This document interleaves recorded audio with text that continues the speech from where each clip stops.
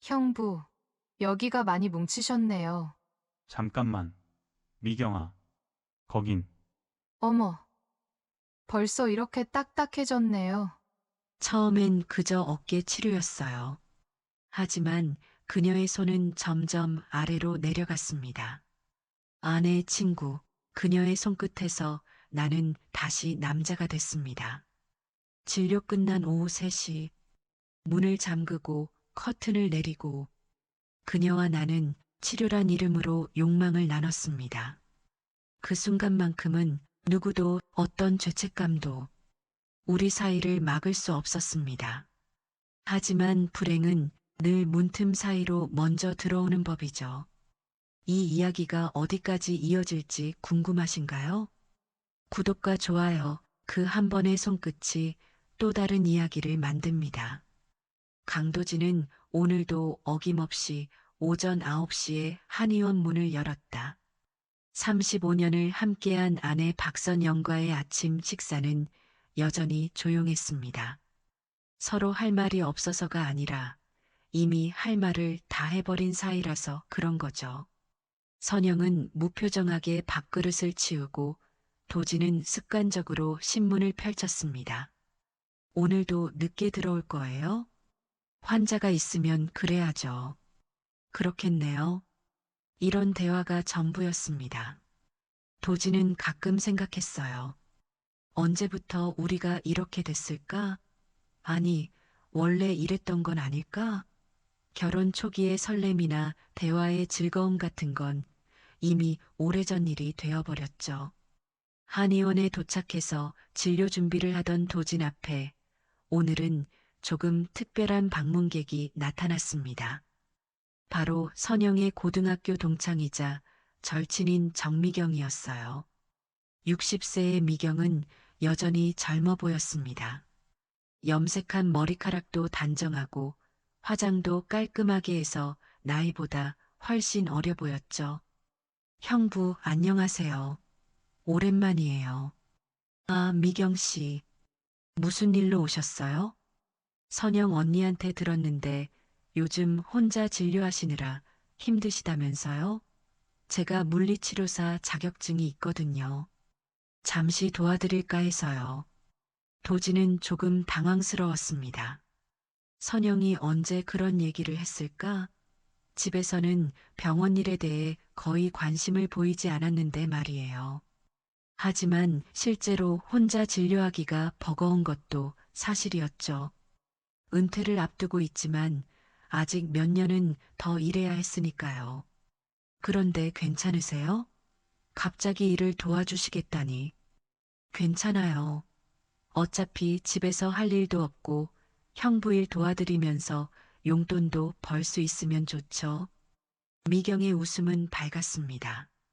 10년 전 이혼 후 혼자 지내면서도 항상 긍정적인 모습을 보여주던 그녀였죠.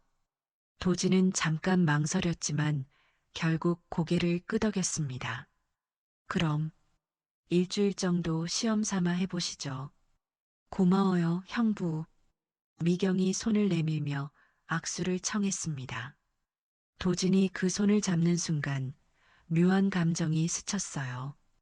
언제부터인가 선영과는 손잡는 일조차 없었거든요. 미경의 손은 부드럽고 따뜻했습니다. 아, 그런데 형부, 손목이 많이 아프신 것 같은데 제가 잠깐 봐드릴까요? 아, 이건 괜찮아. 아니에요. 물리치료사 눈에는 다 보여요. 앉아보세요.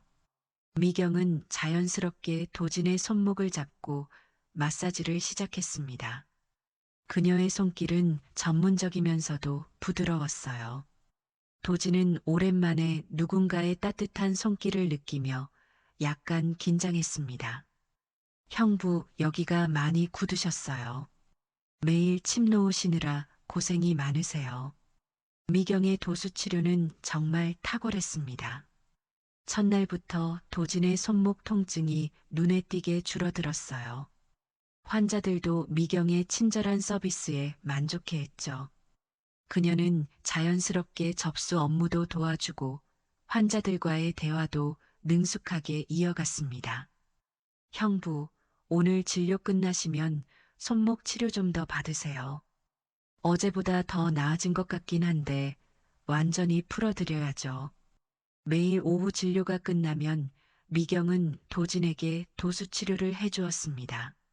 처음엔 정말 손목만 치료했어요. 하지만 사흘째부터 조금씩 달라지기 시작했죠. 미경의 손이 팔뚝으로, 어깨로 점점 더 넓은 범위를 마사지하기 시작한 겁니다. 형부, 어깨도 많이 굳으셨네요. 목까지 연결된 근육이니까 같이 풀어드려야 해요. 도진은 당황스러웠습니다. 미경의 손길이 점점 더 깊어지고 있었거든요. 그런데 이상하게도 거부하고 싶지 않았어요. 오히려 더 받고 싶다는 생각이 들었죠. 언제부터인가 선영과는 스킨십이 거의 없었는데 미경의 손길은 그 결핍을 채워주는 것 같았습니다. 미경 씨, 이 정도면 충분한 것 같은데. 아니에요, 형부. 제대로 풀어드려야 재발하지 않아요. 믿고 맡겨주세요. 미경의 목소리는 부드럽지만 확신에 차 있었습니다. 도진은 자신도 모르게 그녀의 손길에 몸을 맡겼어요. 진료실 안은 조용했고 오후 햇살이 창문으로 스며들어 따뜻한 분위기를 만들어냈죠. 일주일이 지나면서 도진은 미경의 치료 시간을 기다리게 됐습니다. 환자 진료 중에도 문득문득 그녀의 손길이 생각났어요.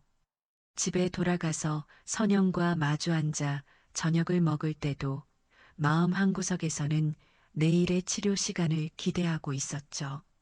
형부, 오늘은 조금 다른 방법으로 해볼게요. 옷을 좀 벗어주시겠어요? 피부에 직접 해야 효과가 좋거든요. 미경의 제안에 도진은 잠시 망설였습니다. 하지만 전문가의 조언을 거부할 이유도 없었죠. 상의를 벗고 치료 침대에 엎드렸습니다. 미경의 손이 등과 어깨를 마사지하기 시작했어요. 형부, 정말 많이 굳으셨네요. 스트레스를 많이 받으시나 봐요. 나이가 나이인지라 아직 젊으세요. 65세가 뭐 그리 늙었다고 그래요. 미경의 손길은 점점 더 깊어졌습니다. 마사지 오일을 발라서 부드럽게 근육을 풀어주는 그녀의 손길에 도진은 자신도 모르게 작은 신음을 흘렸어요. 오랜만에 느끼는 육체적 쾌감이었죠. 형부, 많이 시원하시죠? 이렇게 해드리면 밤에 잠도 잘 오실 거예요. 미경의 목소리가 평소보다 낮아진 것 같았습니다. 도진은 뭔가 이상한 기운을 느꼈지만 그 달콤한 감각을 놓치고 싶지 않았어요.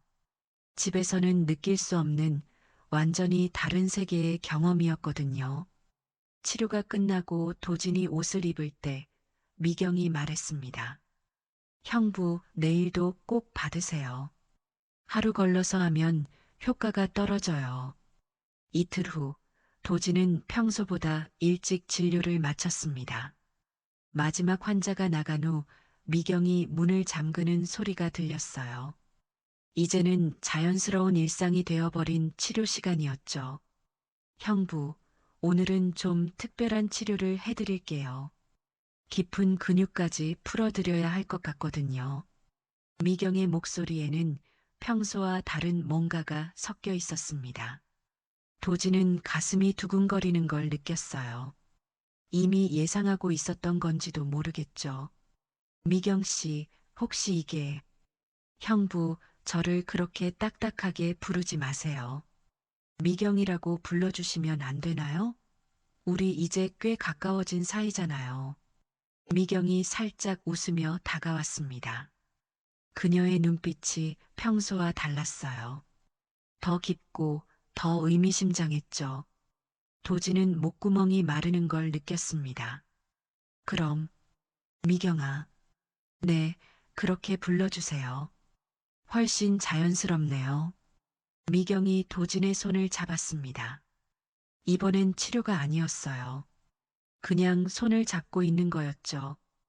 둘 사이에 묘한 긴장감이 흘렀습니다. 형부, 집에서 많이 외로우시죠? 갑작스러운 질문에 도진은 당황했습니다. 하지만 거짓말할 수도 없었어요. 정말 외로웠거든요. 선영과는 이미 오래전부터 마음의 거리가 생겼고 육체적인 관계는 더더욱 멀어진 지 오래였죠. 왜 갑자기 그런 얘기를? 보면 알아요. 형부 표정에 다 나와 있어요. 선영 언니도 마찬가지고요. 둘 다 너무 착해서 서로 상처 주기 싫어하는 거죠. 미경의 손이 도진의 얼굴을 가만히 어루만졌습니다. 오랜만에 느끼는 여성의 부드러운 손길에 도진은 눈을 감았어요. 미경아, 형부도 사람이에요. 남자고요. 이렇게 혼자 견디기만 하면 안 되죠. 미경이 천천히 도진에게 다가왔습니다. 둘 사이의 거리가 점점 가까워졌어요. 도진은 자신이 선을 넘으려 하고 있다는 걸 알았지만 멈출 수 없었습니다. 너무 오랫동안 억눌렀던 감정들이 한꺼번에 터져 나오는 것 같았어요. 미경아, 우리가 이러면 안 되는 거 아니야? 왜 안 되죠? 우리 둘 다 성인이고 서로 원하는 걸요. 미경의 목소리는 확신에 차 있었습니다. 그녀가 도진의 어깨에 손을 올리고 마사지를 시작했어요. 하지만 이번엔 단순한 치료가 아니었죠. 더 깊고 더 의미 있는 터치였습니다. 형부 힘들면 말해주세요. 제가 편하게 해드릴게요. 미경의 손길이 점점 더 아래로 향했습니다. 도진은 숨이 가빠지는 걸 느꼈어요. 이성적으로는 이래서는 안 된다는 걸 알았지만 몸은 정직하게 반응하고 있었죠. 진료실 안은 고요했습니다. 오후 늦은 시간이라 건물 안에는 아무도 없었어요. 바깥 세상과 완전히 차단된 공간에서 두 사람만의 시간이 흘러갔죠. 미경아, 이게 정말 괜찮은 걸까? 물론이에요. 우리 서로한테 솔직해져요. 그렇게 두 사람은 돌이킬 수 없는 선을 넘어버렸습니다. 죄책감보다는 오랜만에 느끼는 쾌락이 더 컸어요. 도진은 자신이 다시 남자라는 걸 느꼈고 미경은 누군가에게 필요한 존재라는 걸 확인했죠. 그 이후로 미경과 도진의 관계는 완전히 달라졌습니다. 표면적으로는 여전히 형부와 처제의 사이였지만 둘만 아는 비밀이 생긴 거죠. 매일 오후 진료가 끝나면 문을 잠그고 시작되는 은밀한 시간들이 계속됐습니다. 형부, 오늘은 제가 일찍 와서 진료실 정리해뒀어요. 미경은 평소보다 더 단정하게 차려입고 나타났습니다. 연한 핑크색 블라우스에 검은색 치마를 입은 그녀는 60세라는 나이가 믿기지 않을 정도로 매력적이었어요. 도진은 그녀를 보는 순간 가슴이 두근거렸죠. 미경아, 고마워. 이제는 자연스럽게 반말로 부르게 되었습니다. 미경은 그런 도진을 보며 만족스러운 미소를 지었어요. 형부, 오늘 선영 언니가 뭐라고 하시던가요? 별말 없었어. 요즘 나한테 별로 관심도 없는 것 같고. 도진의 말에 미경은 조금 복잡한 표정을 지었습니다. 선영은 그녀의 절친이었거든요. 고등학교 때부터 지금까지 30년 넘게 우정을 이어온 사이였죠. 하지만 지금 상황에서는 그런 우정마저 복잡하게 만들었습니다. 언니한테는 비밀이에요. 저도 알고 있어요. 우리가 나쁜 짓 하는 거라는 걸. 미경이 도진에게 다가오며 말했습니다. 그녀의 손이 도진의 가슴에 가만히 올려졌어요. 하지만 멈출 수는 없을 것 같아요. 형부도 그렇죠? 도진은 고개를 끄덕였습니다. 정말 그랬어요. 이게 잘못된 일이라는 걸 알면서도 미경과의 시간이 하루 중 가장 기다려지는 순간이 되어버렸거든요. 미경아, 우리 이렇게 계속해도 될까? 왜 안 되죠? 아무도 모르는데요. 그리고 미경이 잠시 말을 멈췄다가 다시 이어갔습니다. 우리 주말에는 병원 문 닫고 여행 가요. 괜찮죠? 도지는 깜짝 놀랐습니다. 여행이라니. 그건 정말 위험한 제안이었어요. 집에서 하룻밤을 비우는 거니까요. 여행이라니. 선영이한테 뭐라고 해야 하지? 의사 연수회 같은 거 있다고 하면 되잖아요. 아니면 대학 동창 모임이라든지. 미경의 제안은 구체적이었습니다. 이미 계획을 세워둔 것 같았어요. 도지는 망설였지만 결국 그녀의 제안을 받아들였죠. 그럼 어디로 갈까? 제가 알아볼게요. 조용하고 좋은 곳으로요. 미경이 도진의 목에 팔을 두르며 속삭였습니다. 그녀의 향수 냄새가 은은하게 퍼졌어요. 도진은 점점 더 깊이 빠져들고 있다는 걸 느꼈습니다. 미경아, 정말 괜찮은 거지? 물론이에요. 우리 서로만 있으면 더 자유로울 수 있잖아요. 그날 밤 도진은 집에 돌아가서 선영에게 거짓말을 했습니다. 대학 동창들과 1박 2일 여행을 간다고 했어요. 선영은 별다른 반응을 보이지 않았죠. 그래요. 오랜만에 친구들도 만나고 좋겠네요. 미안해, 갑자기. 괜찮아요. 집에서 쉬고 있을게요. 선영의 담담한 반응이 오히려 도진을 더 죄책감 들게 했습니다. 하지만 이미 약속을 했고 미경과의 시간이 너무 기대됐어요. 주말이 되었습니다. 미경이 예약해둔 곳은 서울에서 2시간 정도 떨어진 조용한 펜션이었어요. 산속에 위치해서 완전히 외부와 차단된 느낌이었죠. 형부, 여기 어때요? 정말 조용하죠? 정말 좋네. 잘 찾았어, 미경아. 펜션에서의 주말은 도진에게 완전히 새로운 경험이었습니다. 35년 결혼 생활에서 느껴보지 못한 자유로움과 설렘이 있었어요. 미경은 마치 신혼여행을 온 것처럼 행동했고 도진도 점점 그 분위기에 빠져들었죠. 하지만 현실로 돌아온 후 조금씩 상황이 복잡해지기 시작했습니다. 선영의 눈빛이 예전과 달라진 것 같았어요. 여행 잘 다녀오셨어요? 응, 오랜만에 친구들 만나니까 좋더라. 그래요. 그런데 김 선생님이 전화하시더라고요. 같이 여행 간다던 김 선생님 말이에요. 도진의 심장이 쿵 떨어졌습니다. 김 선생님은 도진의 대학 동창이었는데 선영이 안부 전화를 했던 모양이었어요. 아, 김 선생님이 갑자기 못 가게 되셔서. 그렇군요. 그럼 혼자 다녀오신 거예요? 선영의 질문에는 의심이 섞여 있었습니다. 도진은 당황하면서도 거짓말을 이어갔어요. 다른 친구들하고 갔어. 김 선생님 말고도 몇 명 더 있었거든. 선영은 더 이상 묻지 않았지만 그 표정이 평소와 달랐습니다. 뭔가 의심하고 있다는 걸 도진도 느꼈어요. 다음 날 병원에서 미경을 만났을 때 도진은 어제 일을 얘기했습니다. 미경아, 선영이가 뭔가 눈치채는 것 같아. 정말요? 어떻게요? 어제 김 선생님이 전화했다면서 물어보더라고. 미경의 표정이 잠시 굳어졌습니다.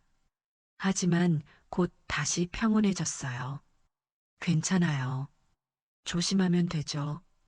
그리고 언니는 의심만 할 뿐 확신은 없을 거예요. 하지만 도진의 불안감은 계속 커져갔습니다. 특히 선영이 병원에 관심을 보이기 시작한 거였어요. 평소에는 병원 일에 전혀 신경 쓰지 않았는데 갑자기 이런저런 질문을 하기 시작했죠. 요즘 미경이가 많이 도와주나 봐요? 응, 환자들도 좋아하고 일도 잘해. 그래요. 그런데 왜 남마다 문을 잠그세요? 도진은 깜짝 놀랐습니다. 선영이 어떻게 알았을까요? 문을 잠근다고? 지나가다 봤는데 오후에 문이 잠겨 있더라고요. 환자는 안 받으시나 해서요. 도지는 식은땀이 났습니다. 미경과의 시간 때문에 문을 잠그는 일이 습관이 되어버렸거든요. 아, 그건 점심시간이나 정리할 때 잠그는 거야. 그렇군요. 선영의 대답은 담담했지만 도지는 더욱 불안해졌습니다. 혹시 들킬까 봐서요. 며칠 후 더 충격적인 일이 벌어졌습니다. 선영이 갑자기 병원에 나타난 거였어요.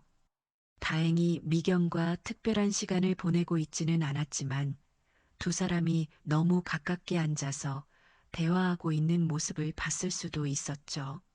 무슨 일로 왔어? 점심 챙겨줄까 해서요. 미경이도 같이 드세요. 선영이 도시락을 내놓으며 말했습니다. 하지만 그 눈빛은 평소와 달랐어요. 미경을 유심히 지켜보고 있었거든요. 언니 고마워요. 형부가 너무 잘해주셔서 제가 편하게 일하고 있어요. 그래, 다행이네. 도진 씨가 워낙 꼼꼼하셔서 일하기 힘들 줄 알았는데. 선영과 미경의 대화는 자연스러워 보였지만 도진은 긴장할 수밖에 없었습니다. 혹시 선영이 뭔가 눈치챘을까 봐서요. 그런데 미경아, 요즘 많이 바빠? 아니에요, 언니. 병원 일만 하고 있어요. 그래, 그럼 우리 가끔 만나서 차라도 마셔야겠네. 선영의 제안에 미경은 잠시 당황하는 것 같았습니다. 하지만 곧 웃으며 대답했어요. 좋아요, 언니. 언제든지요. 선영이 떠난 후 미경과 도진은 서로를 바라봤습니다. 둘 다 불안한 기색이 역력했어요. 형부, 언니가 의심하는 것 같지 않아요? 그런 것 같아. 우리 조심해야겠어. 하지만 이미 너무 깊이 빠져버린 두 사람에게 조심한다는 것은 쉽지 않았습니다. 선영의 의심은 날이 갈수록 커져만 갔습니다. 그녀는 이제 더 이상 참을 수 없었어요. 35년 결혼 생활에서 느껴본 적 없는 불안감이 그녀를 짓누르고 있었거든요. 오늘은 병원에 일찍 가세요? 아침 식사 시간 선영이 평소보다 일찍 준비하는 도진에게 물었습니다. 응, 환자가 많아서. 미경이도 일찍 나와요? 아마 그럴 거야. 도진의 대답은 성의 없었습니다. 요즘 들어 집에서는 더욱 말이 없어졌어요. 선영은 그런 남편을 보며 확신을 굳혔죠. 분명히 뭔가 숨기고 있다는 걸 말입니다. 그날 오후 선영은 결심했습니다. 직접 확인해 보기로 한 거예요. 병원 근처 카페에서 몇 시간을 기다렸죠. 오후 3시쯤 마지막 환자가 나오는 걸 확인했습니다. 그리고 10분 정도 더 기다린 후 병원으로 향했어요. 병원 입구에 도착했을 때 문이 잠겨 있었습니다. 하지만 선영은 스페어 키를 가지고 있었어요.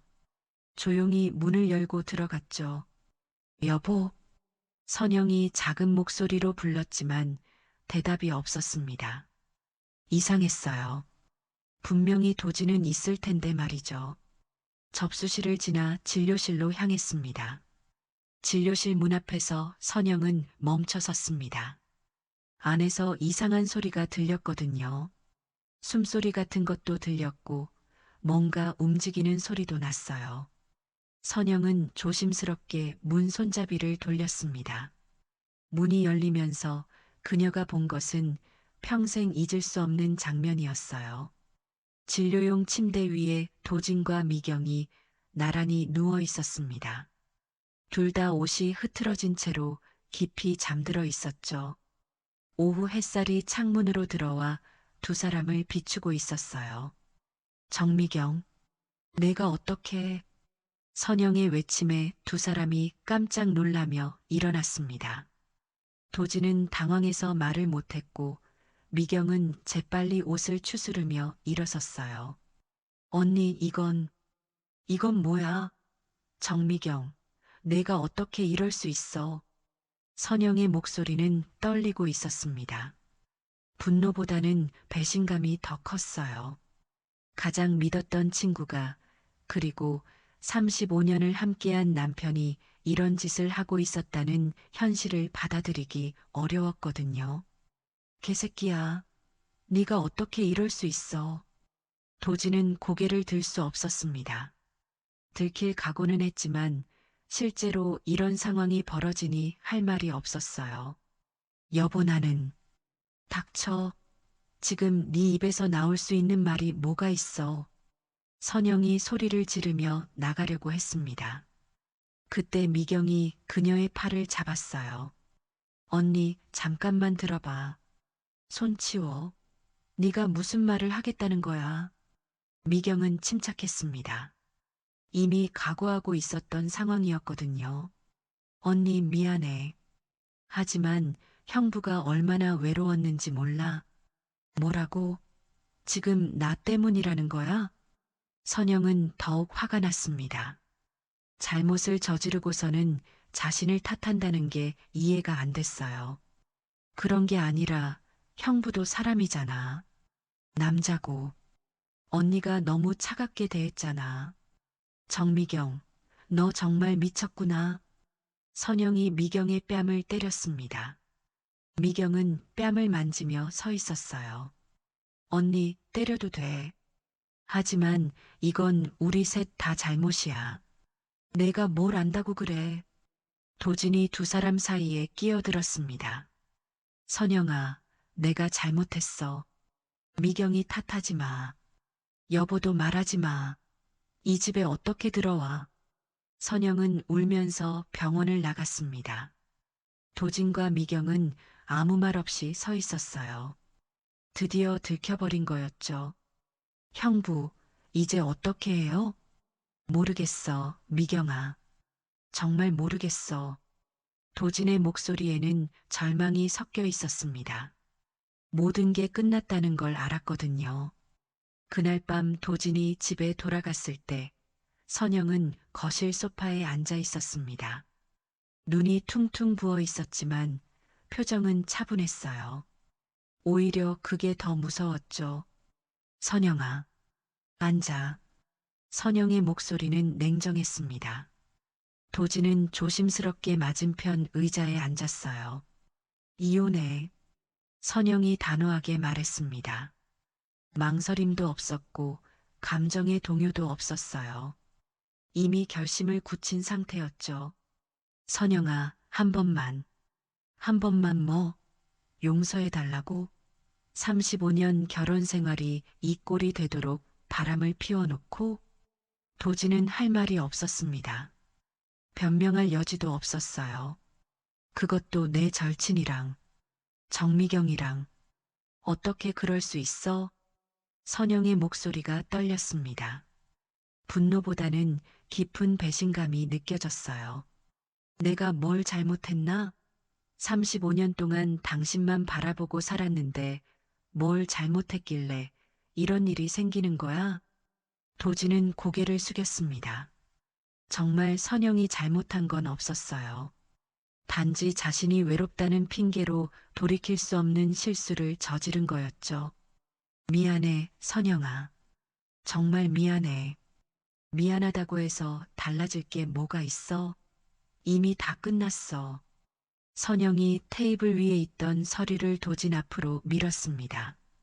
이혼 협의서였어요. 벌써 준비했어? 오늘 오후에 변호사 사무실 다녀왔어. 재산은 반반으로 나누고 위자료는 따로 요구하지 않을게. 단 조건이 있어. 도진이 고개를 들었습니다. 미경이랑 계속 만나지 마. 그리고 이 동네에서 병원 그만둬. 내가 여기서 계속 살 거니까. 선영의 조건은 가혹했지만 거부할 수 없었습니다. 잘못한 건 도진이었거든요. 다음 날부터 소문이 퍼지기 시작했습니다. 선영이 누구에게 말한 건지 아니면 누군가 목격한 건지 알 수 없었지만 동네 사람들 사이에서 도진과 미경의 불륜 소문이 돌기 시작한 거예요. 병원에 오는 환자들의 시선이 달라졌습니다. 수군거리는 소리도 들렸고 예약을 취소하는 환자들도 생겼어요. 원장님, 요즘 소문이. 오랫동안 다니던 환자 한 분이 조심스럽게 말을 꺼냈습니다. 무슨 소문이요? 아니, 그냥 동네에서 이런저런 얘기가 나와서요. 도지는 얼굴이 화끈거렸습니다. 이제 이 동네에서는 더 이상 병원을 할 수 없겠다는 생각이 들었어요. 미경도 상황은 마찬가지였습니다.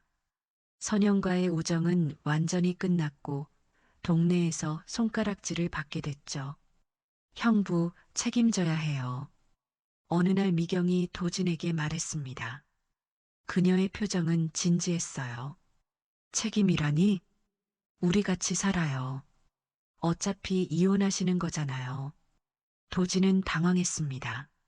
미경과의 관계는 순간의 충동이었지 평생을 함께할 생각은 없었거든요. 미경아, 그건 처음엔 재미였다고 하실 거죠? 하지만 저한테는 진짜였어요.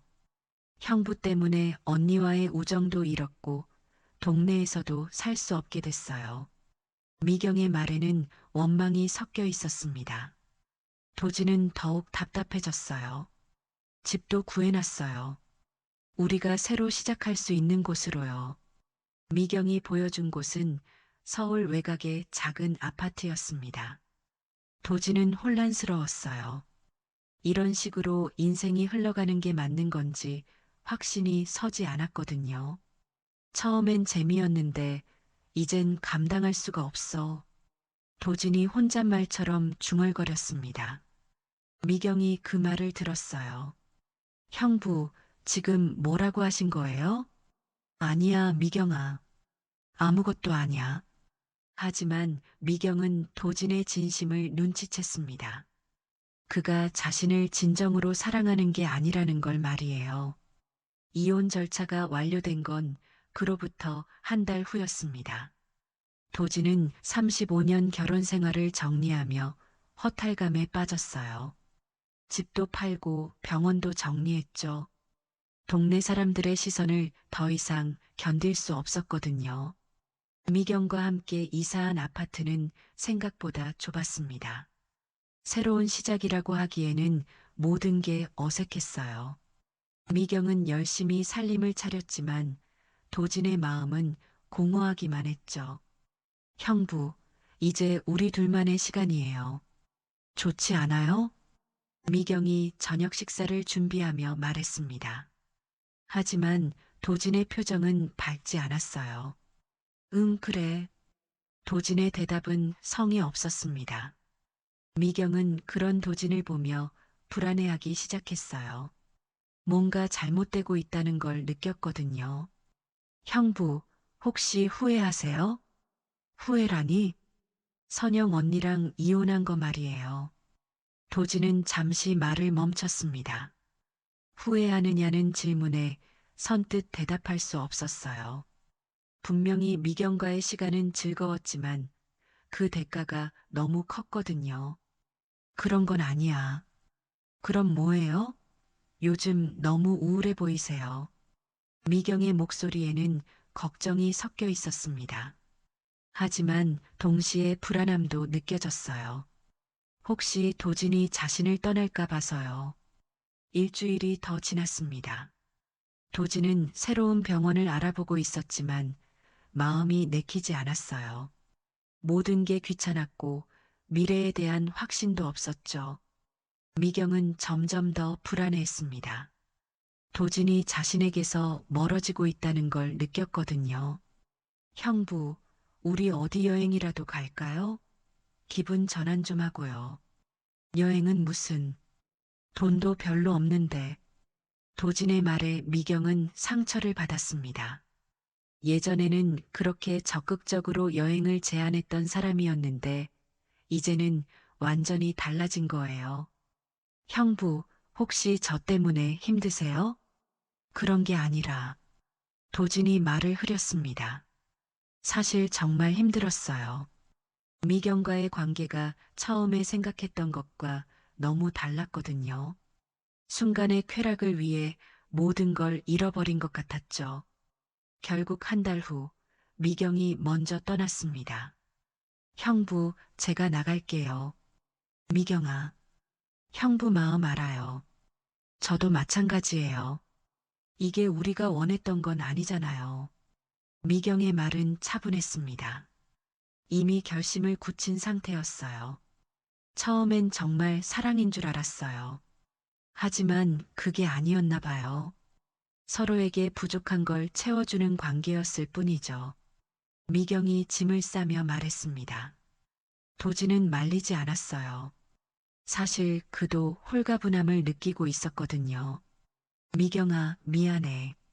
형부도 미안해하지 마세요. 우리 둘 다 외로웠을 뿐이에요. 미경이 떠난 후 도진은 혼자 남았습니다. 작은 아파트는 더욱 공허해졌어요. 창밖을 바라보며 도진은 생각했습니다. 손 하나로 무너진 내 인생. 누구의 잘못이었을까? 미경의 첫 번째 손길에서 시작된 모든 일들이 떠올랐습니다. 그 달콤했던 순간들, 흥미진진했던 미래들, 그리고 모든 걸 잃어버린 지금의 현실까지. 도진은 이제 이른을 바라보는 나이에 홀로 새로운 인생을 시작해야 했습니다. 아내도 잃었고, 집도 잃었고, 병원도 잃었죠. 남은 건 후회와 공허함 뿐이었어요. 진료실에서 미경과 보낸 그 달콤한 시간들의 대가는 너무 컸습니다. 순간의 쾌락이 평생의 안정을 무너뜨려 버린 거예요. 비어버린 진료실에서 다시 혼자가 된 도진. 그는 이제 진짜 외로움이 무엇인지 깨달았습니다. 미경과 함께 있을 때의 외로움과는 차원이 다른 진짜 혼자라는 현실 말이에요. 창밖으로 해가 지고 있었습니다. 도진의 인생도 저물어가는 것 같았어요. 손 하나로 시작된 파국은 이렇게 끝이 났습니다. 저는 올해 30대 중반 평범한 회사원 남자입니다. 얼마 전에 저와 함께 마지막 총각 신세를 지키고 있던 친구가 드디어 장가를 갔습니다. 이제 그 친구까지 떠나보내고 나니 저도 슬슬 결혼해야겠다는 생각이 들었어요. 하지만 현실적으로 어디서부터 시작해야 할지 엄두가 나지 않더라고요. 지금의 저는 예전에 비하면 자리를 꽤 잡았다고 생각해요. 직장도 안정적이고 경제적으로도 안정된 편입니다. 그런데도 연애를 시작하려니 막막하기만 합니다. 요즘 세상에 정말 마음 편히 믿을 수 있는 사람을 만나는 게 이렇게 어려운 일이었나 싶어요. 사실 대학 졸업반 시절에 진심으로 사랑했던 애인이 있었습니다. 함께 공부하면서 자연스럽게 연애를 시작했는데 그때는 정말 모든 걸 다 바쳐 사랑했어요. 사회초년생이었던 그 시절에는 결혼까지는 생각하지 않았지만 그녀를 위해서는 뭐든 할 수 있을 것 같았습니다. 하지만 우리의 관계는 그녀가 저보다 먼저 취직을 하면서 서서히 흔들리기 시작했어요. 저는 졸업 후에도 취직이 되지 않아 허덕이고 있었는데 그녀는 새로운 직장에서 다양한 사람들을 만나며 새로운 세상을 경험하게 되었죠. 돌이켜보면 맨날 김밥이나 떡볶이를 먹던 우리가 그녀가 새로운 세상에서 스테이크를 접하면서부터 이미 차이가 벌어지기 시작한 것 같아요. 그런 상황에서 제가 데려가는 김밥집이 그녀에게 얼마나 매력적으로 느껴졌겠어요? 결국 그녀는 저를 만나는 동시에 다른 애인도 만들고 있더라고요. 그 사실을 알게 되었을 때 충격이 어마어마했습니다. 그녀는 미안하다며 눈물로 상황을 포장했고 마치 영화 속 주인공들처럼 극적으로 헤어졌습니다. 당시에는 저도 그녀만큼이나 슬펐어요. 하지만 시간이 지나고 나서야 그 모든 게 연기였다는 걸 깨달았죠. 이제는 그때 그녀가 얼마나 가증스러웠는지 떠올릴 때마다 한숨이 나옵니다. 그래도 전화위복이라는 말이 있잖아요. 그 비참했던 이별 덕분에 이를 악물고 노력했고 결국 좋은 직장에 들어갈 수 있었습니다. 지금은 전 여자친구가 다니던 곳보다 훨씬 나은 조건에서 일하고 있으니 어찌 보면 제게는 다행이었던 일이죠. 회사에 들어간 이후로는 연애나 결혼 같은 다른 생각은 접어두고 일에만 몰두했습니다. 제 사수가 정말 깐깐한 분이었거든요. 해병대 출신이었는데 매일 남들보다 20분 일찍 출근하고 쉬는 시간도 없이 일만 하는 기계 같은 사람이었어요. 회사 내에서는 윗사람들에게 아주 신뢰받는 에이스였고요. 그런 사수 밑에서 일하려니 저도 자연스럽게 회사에 일찍 출근하게 되고 사수가 퇴근할 때까지는 저도 야근하며 업무 매뉴얼을 익히고 일해야 했습니다. 사실 힘들긴 했지만 그렇게 열심히 일한 덕분에 지금의 제가 있을 수 있었던 것 같아요. 해병대 출신인 제 사수는 후배들을 대하는 방식이 정말 군대에서 후임을 다루듯 했습니다. 저도 병장 만기 전역을 했기 때문에 회사에서 막내 대우를 받는 게 당연하다고 생각했지만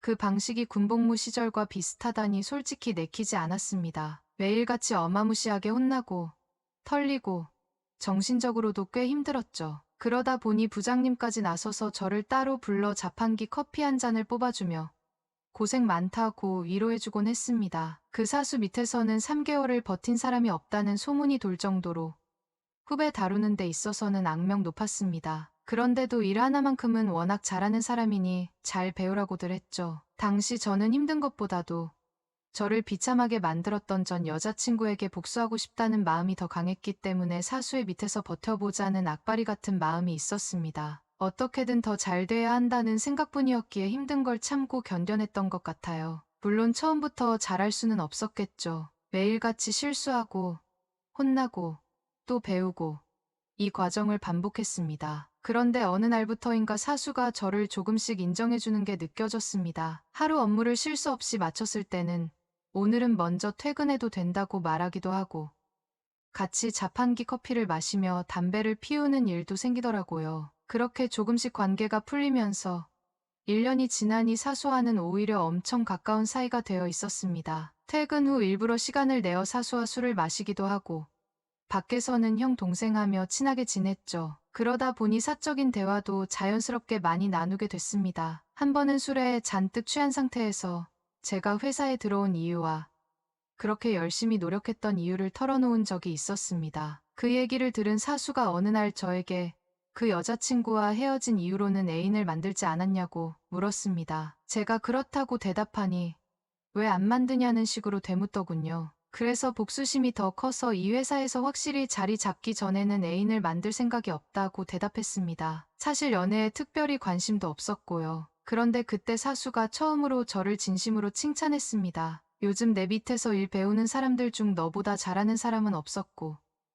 내 위로도 이렇게 일머리 있는 후배는 없었다. 회사에서 자리 잡는 건 시간 문제다라고요. 그렇게 저를 가루가 되도록 깠던 사람이 저를 인정해주니 이상하게도 뿌듯한 마음이 들었습니다. 그 칭찬 하나로 그동안의 고생이 조금이나마 보상받는 느낌이었죠. 사수가 갑자기 자기가 잘 아는 사람이 있다면서 저랑 비슷한 상황에 있는 여자를 소개해 주겠다고 하더군요. 그 여자도 한 남자와 오래 연애하다 얼마 전에 헤어졌다고 하면서 자기 주변에 그냥 두기엔 아까운 선남선녀가 있는데 여자가 그 사람이고 남자가 바로 저라는 겁니다. 한번 만나보지 않겠냐고 하면서 연애를 오래 안 하면 감정이 무뎌지고 세포가 죽어서 좋지 않다느니 젊을 때 여자 많이 만나봐야 저한테도 좋다느니 이런 이야기를 늘어놓더라고요. 솔직히 그때는 별로 내키지 않았습니다. 제가 당시 28살이었는데 사수는 지금의 제 나이였으니 6살이나 나이 차이가 났거든요. 사수의 주변 사람이라면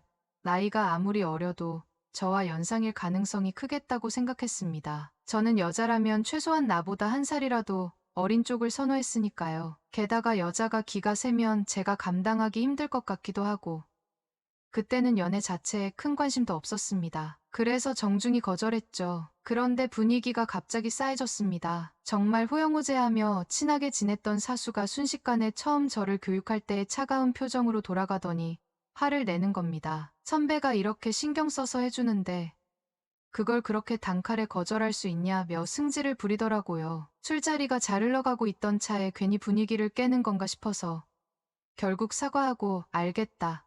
한번 나가보겠다고 말했습니다. 속으로는 억울했지만 사회생활이라는 게 이런 거구나 싶었어요. 연상이든 연하든 어쨌든 신경 써서 소개해 주겠다고 하는데 만나보기도 전에 거절하는 건 예의가 아니겠다고 생각했습니다. 제가 그렇게 하겠다고 하자 사수는 금세 누그러지면서 분위기가 다시 괜찮아졌습니다. 그런데 문제는 그 이유였습니다. 사수가 이상하리만치 이 소개 자리에 집착하는 겁니다. 언제 만날 거냐?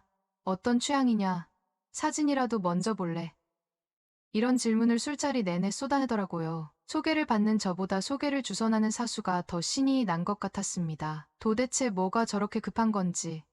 제가 무조건 그 자리에 나간다고 해도 그 여자와 잘 될 보장이 있는 것도 아닌데 왜 저러나 싶었어요. 결국 자꾸 보채는 바람에 그 주 주말로 약속을 잡았습니다. 사실 부담스럽긴 했지만 이 직장 선배와 가깝게 지내는 게 앞으로 회사 생활에 분명 좋은 영향을 줄 거라고 생각했거든요. 설령 그 자리가 별다른 결실을 맺지 못하더라도 후회하지는 않을 거라는 판단이었습니다. 약속한 날이 되어서 저는 약속 장소에 대략 10분 정도 일찍 도착했습니다. 그런데 놀랍게도 그녀가 이미 저보다 먼저 와 있더군요. 원래는 소개를 주선한 선배가 같이 와서 인사를 주고받으며 분위기를 풀어주겠다고 했었는데 그날 아침에 갑작스러운 연락이 왔습니다. 급한 일이 생겨서 못 나오게 됐다며 오랜만에 상처받고 외로운 사람들이 만난 자리니 잘 되길 바란다며 근처 호텔 숙박권까지 보내주더군요. 첫 만남의 숙박권이라니 아무리 그래도 이건 좀 과한 거 아닌가 싶었습니다. 그녀는 저보다 2살 연상이었어요. 평소 연상은 제 취향이 아니긴 했지만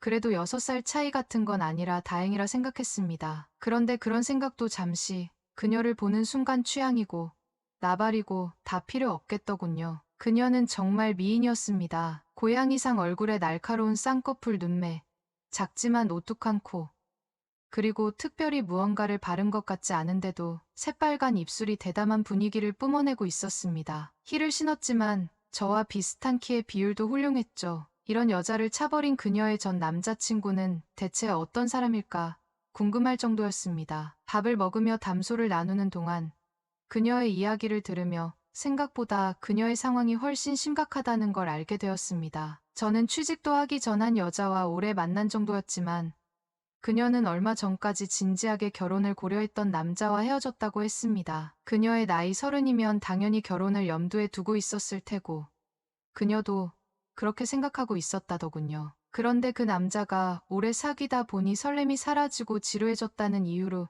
이별을 통보했다고 했습니다. 저는 그녀의 이야기를 들으며 속으로 공감했습니다. 저와는 사연이 다르지만 상처받은 감정만큼은 비슷하다고 느꼈거든요. 처음엔 별 기대 없이 나온 자리였는데 그녀의 눈부신 미모와 분위기에 이끌려 저도 제 이야기를 꺼내게 되었습니다. 사실 다른 사람에게 잘 털어놓지 않는 아픈 기억이었지만 그녀에게는 뭐든 말해도 될 것 같은 묘한 믿음이 들었습니다. 그녀의 반응은 따뜻했고 대화를 리드하며 저를 편안하게 만들어줬습니다. 가끔 제가 말문이 막히면 부드럽게 분위기를 이어가며 고민도 들어주고 합리적인 조언도 건네더군요. 소개받은 자리에서 이렇게까지 편안함과 흥미를 느껴본 건 처음이었습니다. 시간이 정말 빨리 지나갔습니다. 점심부터 만났는데 헤어지기 아쉬워서 저녁까지 함께하게 됐습니다. 그녀도 제게 흥미를 느낀 건지 마지막까지 자리를 지켜주더군요. 그 모습에 괜히 고마운 마음이 들었습니다. 그런데 계속 머릿속에는 선배가 보낸 호텔 숙박권이 떠올랐습니다. 첫 만남에 그걸 사용한다는 건 상식적으로 말도 안 된다고 생각했지만 선배가 혹시 이런 상황을 예상이라도 했던 건가 싶더라고요. 저녁 자리에서 술도 약간 마셨고 분위기가 더 무르익었지만 그 다음 단계로 넘어가는 건 정말 어려웠습니다. 결국 숙박권은 쓰지 않고 그녀를 위해 택시를 잡아주는 것으로 그날을 마무리했습니다. 그런데 그녀가 난데없이 자기를 집까지 바래다 달라고 택시에 저를 끌고 타더니 오늘은 집에 가기 싫다며 다른 데 갈 곳이 없냐고 묻더라고요. 그래서 기어코 그 숙박권을 사용하게 되었고 그렇게 첫날 서울 야경이 내려다 보이는 그곳에서 정말 인생에 2번은 없을 것 같은 뜨거운 거사를 치르게 되었습니다. 그녀는 저희 소중이가 깊이 들어갈 수 있게 받아주었고 저는 그동안의 외로움을 모두 씻어낼 만큼 아주 만족스럽게 쏟아냈습니다. 얼굴도 아주 예쁜데 속궁합까지 딱 맞아 세상에 이런 여자가 또 있을까 싶었습니다. 이미 저를 복수심에 불타 새로운 인생을 살게 만들어준 전 애인은 생각도 나지 않았고 그때의 상처를 이렇게 보답을 받는구나 하는 생각이 들었습니다. 지금이야 지난 날이니까 이렇게 말을 하지만 모든 사실을 알게 되었을 때는 소름이 돋을 만큼 충격적이었습니다. 그녀와 뜨거운 시간을 보내고 저는 침대에 누워서 담배에 불을 붙이고 있었는데 고개를 돌리다가 그녀의 핸드폰이 이상한 모양으로 세워져 있는 걸 발견하게 되었습니다. 보통 핸드폰을 눕혀놓지 세워놓지는 않잖아요. 그때는 대수롭지 않게 여겼는데 얼마 지나지 않아서 모든 사실을 알게 되었고, 애초에 이게 더러운 괴수작이라는 걸 알게 되었습니다. 그녀는 적당히 개방적이고, 당시 그녀는 혼자서 살고 있었기에 데이트도 생략하고, 곧바로 그녀 집으로 가서 아주 뜨겁고 격렬하게 진한 사랑을 나눴습니다. 한 번으로는 아쉬워서 세 번은 해야 직성이 풀렸습니다. 그때는 정말 저도 그냥 이렇게 결혼하는 것도 나쁘지 않겠다는 생각까지 하고 있었죠. 여느 때와 다름없이 퇴근하자마자 그녀 집으로 달려와서 다리가 후들거릴 정도로 한바탕 뜨겁게 떡을 치고 나서 그녀가 저녁을 챙겨주겠다며 식사 준비를 하러 주방으로 나갔습니다. 그 사이 그녀는 둘이서 볼만한 영화 같은 거라도 찾아놓으라고 하더라고요. 아무 생각 없이 그녀 노트북에 전원을 넣었는데 노트북에는 그녀의 이메일이 이미 들어가져 있었습니다. 이메일 창을 닫으려 마우스 포인터를 움직이는데 낯익은 이름이 눈에 들어왔습니다. 그 이름은 다름 아닌 제 직장 사수의 이름이었습니다. 이름 자체가 흔하지 않은 독특한 이름이었기 때문에 동명이인일 가능성은 전혀 생각나지 않았습니다. 그녀와 사수가 서로 알던 사이라면 이해는 되지만 보통 전화나 메시지로 연락을 주고받지 거래처도 아닌데 이메일로 주고받는다는 건 이상하다는 생각이 들기 시작했습니다. 뭔가 묘한 기분에 사로잡혀 그녀의 이메일 보낸 메일함에 들어갔습니다. 그리고 그 안에는 사수와 주고받은 메일이 무려 300개가 넘게 쌓여 있었습니다. 순간 다리에 힘이 풀리며 몸이 그대로 주저앉고 말았습니다. 메일 내용들은 단순히 아는 사이에서 오갈 법한 수준을 훨씬 넘어서는 내용들이었기 때문입니다. 특히 충격적이었던 것은 첨부된 사진들 중 하나였습니다. 그 사진에는 저와 처음 만났던 날, 제가 일을 치르고 피곤해 뻗어있던 모습과 그녀가 함께 찍힌 사진이 담겨 있었습니다. 다른 사진들도 마찬가지였습니다. 그녀와 제가 단둘이 함께 보낸 시간들을 찍은 사진들이 담겨 있었고, 그것들이 고스란히 사수에게 보내졌던 겁니다. 얼마 지나지 않아 그녀가 방으로 들어와 저에게 저녁 준비가 다 됐다며 식사를 하자고 했습니다. 하지만 제가 노트북 화면을 보고 있는 걸 본 그녀는 쏜살같이 달려와 노트북을 빼앗았습니다. 그러나 이미 모든 것을 본 후였습니다. 노트북을 숨긴다 한들 상황을 바꿀 수는 없었죠. 그 순간 저는 멍하니 앉아 있다가 머릿속에 단 하나의 생각이 떠올랐습니다. 또 내가 멍청해서 여자한테 당했구나. 차분하게 그녀를 쳐다보며 말했습니다. 그 사람 여기로 당장 오라고 하세요. 왜 이렇게까지 한 건지 직접 드러나 보자고요. 놀랍게도 사수는 제가 폭발할 것을 예감이라도 한 듯 순식간에 그녀의 집으로 도착했습니다. 제가 그들의 관계에 대해 따져 묻자 두 사람은 결국 사실을 털어놓았습니다. 그녀가 오래 사귀고 헤어졌다고 했던 남자는 다름 아닌 제 사수였습니다. 둘은 이미 갈 때까지 가버린 연인 관계였고 그녀가 이야기했던 대로 서로에게 질리고 지루해진 것도 사실이었습니다. 두 사람은 사실 이별을 한 게 아니었고 그저 오래된 관계에 새로운 자극이 필요했다고 하더군요. 그러던 와중에 회사에 새로 들어온 제가 사수를 믿고 따르며 열심히 일하는 모습이 눈에 띄었다는 겁니다. 그래서 그들은 저를 타겟으로 삼았습니다. 믿고 따르던 직장 선배와 그 애인이 함께 저를 속이며 마치 그녀가 저에게 마음을 준 것처럼 연출했던 거죠. 가짜로 꾸민 애인을 빼앗긴 상황을 통해 저를 이용해 그들만의 새로운 즐거움을 추구했던 겁니다. 사수는 자기가 결혼까지 생각했던 애인이 저와 놀아나는 모습을 보는 게 큰 자극으로 다가왔다고 말했습니다. 그녀는 사수의 관심을 다시 자신에게 돌리기 위해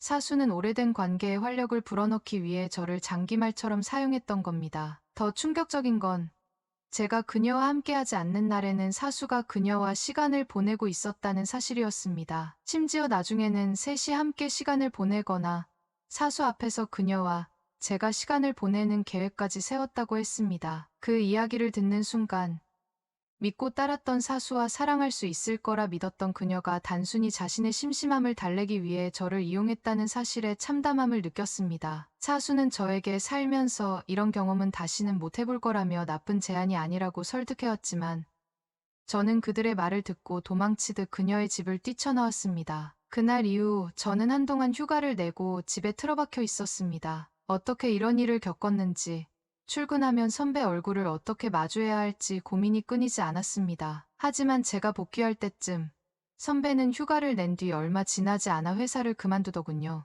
아마도 자신이 벌인 일이 알려져 평판이 박살날 것을 우려했거나 더 이상 저와 같은 공간에서 일할 수 없다고 판단했겠죠. 처음에는 두 사람의 행동을 폭로할 생각도 했습니다. 하지만 시간이 지나며 생각이 조금 달라졌습니다. 어차피 이런 일이 터질 상황이었다면 미리 알게 된 것이 차라리 다행이라 여겼습니다. 또한 상황이 들통났을 때 변명하지 않고 사실을 인정하고 그녀와 선배가 나름대로 책임을 지는 모습을 보였던 점에서 조금이나마 그들을 이해하려고 노력했습니다. 결국 저는 이 일에 대해 누구에게도 말하지 않기로 했습니다. 세상엔 정말 많은 종류의 사람들이 있더군요. 애인을 다른 사람과 놀도록 판을 깔아놓는 사람이 실제로 있을 거라곤 상상도 못했습니다. 그 사건 이후 저는 연애를 단 한 번도 하지 않고 일에만 매달렸습니다. 어쩌면 언젠가는 저희 상처를 치유해줄 진정한 사랑이 나타날지도 모르겠지만 아직은 먼 미래의 이야기 같습니다. 지금은 여전히 준비가 되어 있지 않거든요. 그날의 일이 트라우마로 남아